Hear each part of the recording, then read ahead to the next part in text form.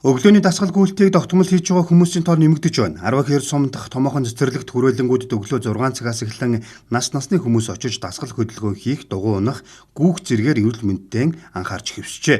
Манай сурвалжлах баг их Монгол цэцэрлэгт хүрээлэнд очиж гүйж байгаа хүмүүстэй ярилцсан байна. Өврөнгай аймагт Гэргээ гээд гүйлтийн клуб төрийн бас байгуулад 1 жил болж байна. Тэрнээс өмнө бид нэр эрүүл мэндийн шалтгаантай олсод нэгдэл эренгүй эрүүл мэндэд хөрөнгө оруулалт хийгээд тэгээд эхэлсэн одоо 4 жил болж байна. Одоо Монгол улс дээр зүрхээ авгаалах өдргээд 9 сарын 29-нд жил болгон болдог. Тэр өдрийн хүрээнд зүрхний эрүүл мэндтэй холбогдолтой челленж зарласан байгаа. Тэгэхээр бид нэр 27-наас эхлээд 10 сарын 4-ний хүртэл 7 хоногийн хугацаанд банк гүүх тийм челленжид хамрагдаад гүйж байна. Тэрбээр 4 жил тасралтгүй гүйлтийн спортоор хичээлж байгаа. Улаанбаатар марафонд Өвөрхангай аймагт төлөөлөн жил бүр оролцдог. Жил ирэх тусам гүйлтээр хичээлэгчдийн тоо нэмэгдэж байна хэмээн хэллээ. Анхны жил 3 дахнаа гүйжсэн бол нодны гэхэд 30 гаруй хүн очиж гүйж явах зүйтэй. Тэгээ энэ цэцэрлэгт хүрээлэн гэж гисэн бид нэр энэ хавраас эхлээд хаалгуудын нэгээд энэ дотор гүйлтийн замтай гүйжээ хэдүүлээ эрүүл мэндтэй. Минь их гоё газар байна гэдэг эндэж өглөө болгон гүйдэг. Одоо хавар 3 сараас хойшлын дотор байнга бэлтгэлээ гэж гүйгээл бид нар бол яг мэрэгжлийн тамирчид бол хараахан биш. Гэтэ эрүүл мэндийн гүйгч нар гэж явдаг. Бүгдээрээ л төрийн албанд болон ховын хвшлүүдтэй ажилладаг. Сайн дураараа ингээл нэгдэл гүйлтийн клуб байгуулад бүгдээрээ ингээд эрүүл мэндийн төлөө гүйцэтгэж байгаа улсад байгаамаа. Гүүгээгүй үед бол ер нь би ерөөсөө тийм их ерөөсөө биднэрт бол гүүгээгүй өдөр болол одоо нэг ерөөсөө нэг тааламжгүй тэгээд ер нь гүйжээж одоо энийг бид нар ч одоо нэг жил баг 2 жил гарan гүйцгээж байна.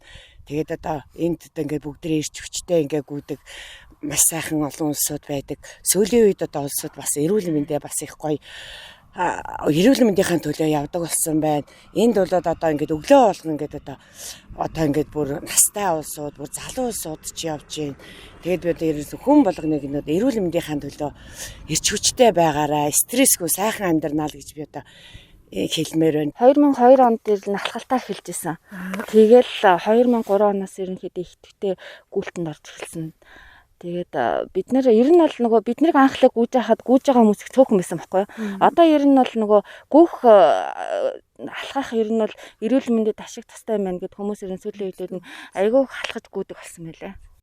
Их Монгол цэцэрлэгт хүрээлэнгийн нэг тойрог нь 1.2 км байдаг. Хөл хөдөлгөөнөөс хол зах дуу байрлахын зэрэгцээ гүйлтийн замтай учраас спортоор хичээлэхэд давуу тал болдог хэмээн тэд ярьлаа.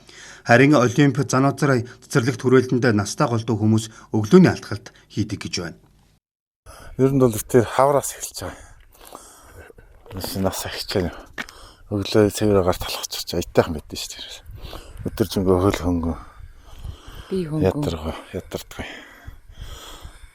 Алхахгүй нэг өдрөн чихэрлэгээл би өндрөлээд эхэлж чадах. Би тэмний арга зүйч ишгээд эмэгтэй байдаг тэрнээс сонсоо тэгэл уг нь тэр хой нөгөө зануузрын цэнгэлт хүрээлэнд тэнд алхдаг байсан. Тэгээ энд ирээд хавраас шалхаад ер нь бол гоё сайхан талбай хүрээлэн бий болгож байгаа юм байна. Тэгээд хүмүүсийг өглөө болгоо ингээд энд алхаасай гэж бодож байна. Ер нь бол өглөө алхалт хийснээр одоо ямар нэгэн өвчнөөс өрчин сэргийлэх бүрэн боломжтой гэж үзэж байна. Тогтмол гүүх нь оюун санааны болон бие махбодын эрүүл мэндэд эерэг нөлөө үзүүлж олон төрлийн өвчнөөс өрчлөн сэргийлэх боломжийг олгодог. Мөн өдөр тутмын амьдралын хэв маягт эерэг өөрчлөлтийг авчирч амьдралын чанар сайжирдаг болохыг их сурвалжууд дурдж байна.